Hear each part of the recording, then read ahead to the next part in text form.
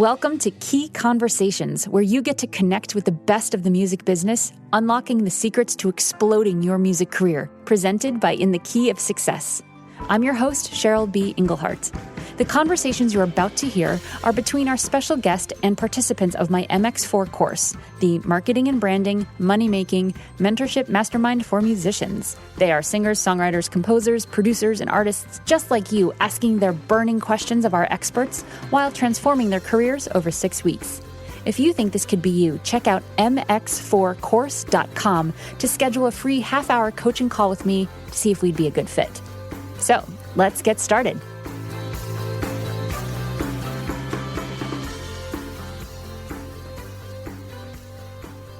All right, we're back with Joey Auch, and we are going to pick it up with a question from Jenna Burke, who is not here today, but she sent me in her question. How does your performance style, how should it change in different formats? For example, if you're playing solo, piano, vocal, or if you're playing with a full band, or if you're playing with a trio.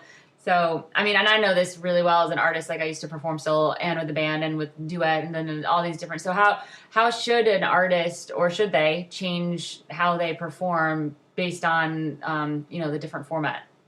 Right. Well, I guess, and I'm going to be taking this assuming that these are singer-songwriters or pop singers. The difference is kind of a big one between like a multi-instrumental format and solo musician, because when you're with a band, you've got the ability to do a lot of things. Like you've got usually drums, and you can push a beat and keep a groove going, and it's a little bit easier to command attention when you're just naturally louder and there's more oomph behind the actual sound. The other thing is, when you're solo, you need to compensate by taking the things that you can do by yourself and magnifying them, finding ways to be dynamic without playing too much. I always say, stop playing and start singing and just focus on that. Start there. See how you're connecting when you perform. Are you projecting, the lyrics and the music that you're playing directly to your audience? A lot of times what I find, is that people get in the acoustic situation and they feel like they got to fill in all those gaps that the band had, And I guess I'm gearing this towards someone who is coming from a band stance and wants to know how to adjust for being solo. And I think that's the biggest thing. It's like you're used to all this other stuff and you feel like you got to fill that space when 99% of the time, only thing people care about is how that voice is. Can they hear the words? Can they understand what you're saying? And are you singing great? And the key is to find all those niches in your abilities. What is interesting about your voice? What is your material doing in the course of a set? There's similar principles apply with a band. Obviously, you're taking people on a journey, but you have to approach it in almost more of a finite, detailed way when you're on a solo show, because you just don't have the ability to vary up the sound, or, you just have you and your guitar. And so your biggest instrument is that voice. And I hope that answers the question somewhat. Yeah, I would actually tag on to that. What about going from singing mostly solo and bringing in a band? What would you change up? I mean, you're not going to change the projection or that the words can be heard, but how would your performance change if you're used to being the solo artist and now adding in a band? Well, I think there you also have to think about how does the arrangement work to support what you're doing without stepping on it. Mm-hmm. And, it's hard to do in a sort of hypothetical way without, you got to hear the music and what their style is. Right. You don't have to necessarily change your style for a band, but it depends on what you're doing, what you're going for approach-wise. Yeah. If you've got a band together as, acoustic group with, a upright bass, a piano player, and, and just a drummer with like a little cocktail kit versus and you're coming from just you playing piano by yourself, or you're doing that and then you're coming into a whole band with, electric guitars, electric bass, and a big drum kit, and, and a wall of sound thing. It is going to be different, and you're going to have to figure out how to negotiate. I guess it always comes back to, are you going to be able to connect with the audience the same? If your band is really just a vehicle to present the song, then you have to think about it as just almost the same thing, except for you got to make sure all those pieces are firing right to present the song in its best light. Cool. Yeah, no, that makes a lot of sense. Yeah, that's awesome. And I wanted to ask you, we're talking about bands, singing, singer-songwriter. We did a lot of work in our demographics. Who are our listeners? Who are we going to market to? We need to know who those people are before we can go create branding elements that may not, cute little cartoons may not be perfect for our 40-something females.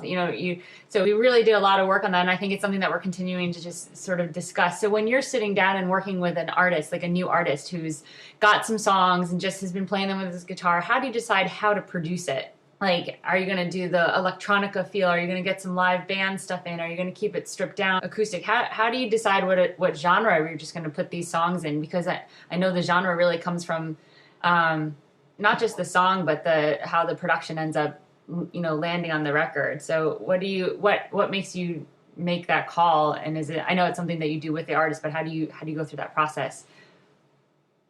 The way I like to do it is, obviously, like you said, we start with just the song, and, if they play an instrument, I have them sit, we figure out a tempo, and we essentially like block chords and get a scratch vocal.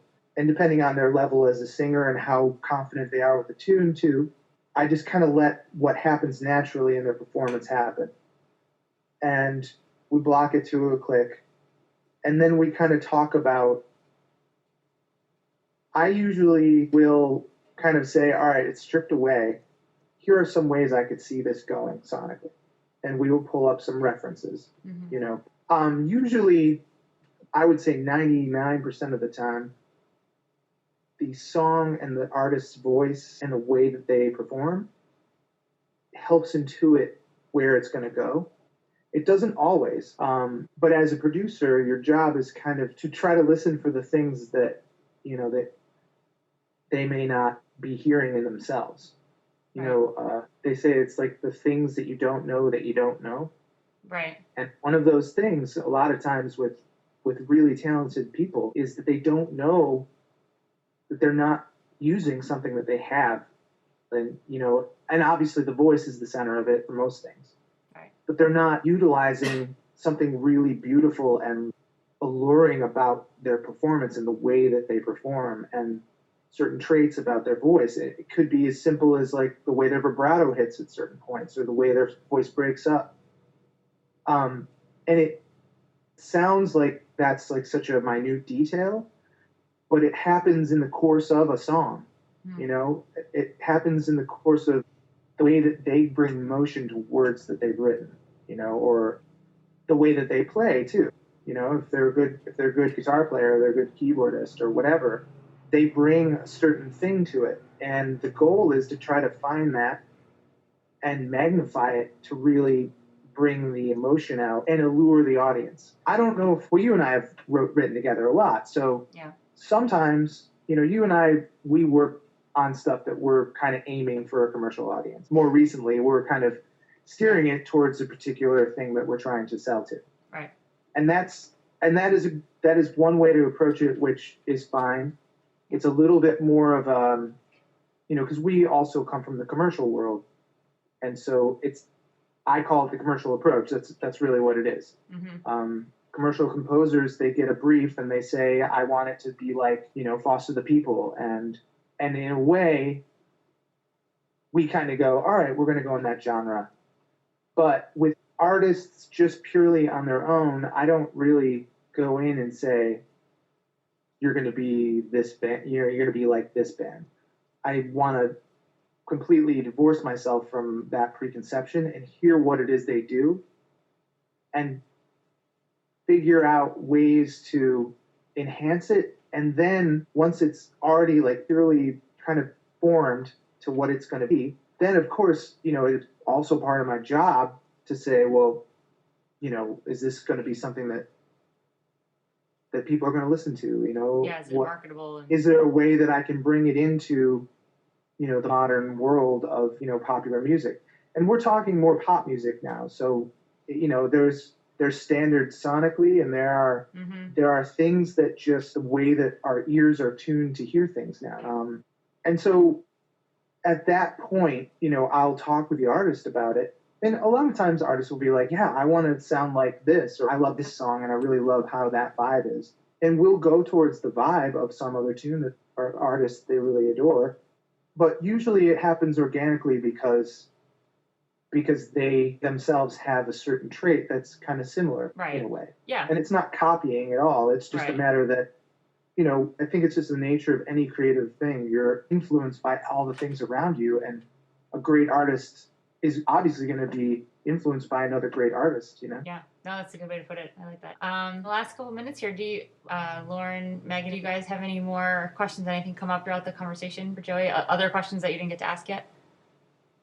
I mean, you answered a lot of different things. Like, I'm actually about to, like, once I get off tour, I'm going to be going back to the studio to, like, record my next album. And so, I don't know, I guess, like, my struggle kind of has been recording my own music. I'm really into the live performance. Like, there's just a whole different energy. And, like, my struggle is trying to, like, recapture that energy on my recorded music. And so, my first studio album that I recorded a couple years ago, like, I actually ended up for 3 of the songs, like, it was the guitar and the vocals were recorded simultaneously, and then we just produced out from there, and like just to kind of get that feel. So I was wondering like how, like, I'm kind of considering doing a lot more of that approach, and even going as far as like having the backup singer do it all one take, kind of thing. Right. Well, I mean, you're going to be among a ton of classic artists who recorded that way, and I think that there's no like one size fits all approach, of course, and that is not uncommon. Sometimes you just need the energy of that snap. We got to all do it together, and the imperfections that can come out of that are actually things that are happy accidents, that you could not emulate just by overdubbing everything and doing it. I think in the modern radio world, like everything's perfected and tuned and processed. And that can be cool in its own way, but you have to fit your approach to your style. And if your style works better by just having some spontaneity and just playing it all at once, I think that's absolutely a great approach. But if you're going to add more things to it after the fact, then you're going to want to make sure that you do plan for that. If it means, staying with a metronome or a click track, etc. Yeah. Those things, you just, that's what your producer should be looking out for, and making sure that he's thinking ahead for you to say, well, if we're going to build on what you have, let's make sure that we have a foundation that will allow you to do those things. Yeah, he or she. And Lauren, I just had an idea for you. If one of the things, I mean, I think spontaneity is definitely one element of live performance, but another huge element is also audience feedback that you get in that energy. You could go to a studio that has a really good window and you could even make this like a pledge award or something like that. Like you could have a small audience of like 10 people that you're playing to live that you get to in the studio record for, and it's not just you. I mean, I've played with that idea before, and it's really interesting. People sitting on the couch behind the glass, they get to hear you, and it's like that energy is still there, even though it's such a scaled down thing. And then you also have that live element. You could add in the click track, do what Joey said, being responsible for what you want to produce, but bringing in that audience, that could be a way to also bring that into the studio and help keep it authentic. I don't know, just throwing that out there. Yeah, I actually did something like that on one of my songs. Like I do kind of like at the end, like a breakdown, like completely stripped back. And it just so happened like this one day I was recording, like 5 or 6 of my friends all called me and like, what are you doing? So I was just like, come to the studio. And so I had them all like in the booth and we did like clap tracks behind everything. And like, it was super fun. So yeah, definitely want to do something more on purpose like that. Yeah. It just kind of happened that way, that particular day. And it was so awesome. Yeah. Yeah, no, that sounds like that would be right in line with creating the kind of record that you want to create. So yeah. Cool. Awesome. Yeah, Megan, any last thoughts or questions for Joey? No, I'm good. Thank you so much, Joey. It was awesome. Thank you. Awesome. Yeah, Joey, any last thoughts to artists and songwriters around the world? Just keep doing what you do. There you go. Okay, thanks. Awesome. Joey, thank you so much for your time. I really appreciate it. Lauren and Megan and Jenna for your question. Thank you guys for being on this, and have a great rest of your day. All right. Cheers, guys. You guys, next week, I'm really excited. We're going to be talking with Jamie Campbell. She is a financial guru. She's going to talk to us about all the things that we can be doing to be saving money, making money, and shifting our mindset around money. Very exciting and very important stuff, especially as an indie musician. So stay tuned. Please don't forget to rate and comment on iTunes and Stitcher Radio if you like this podcast. It's the best way to keep it going, get more subscribers, and continue to share this awesome information with the indie music community. Thank you, and we'll see you next time.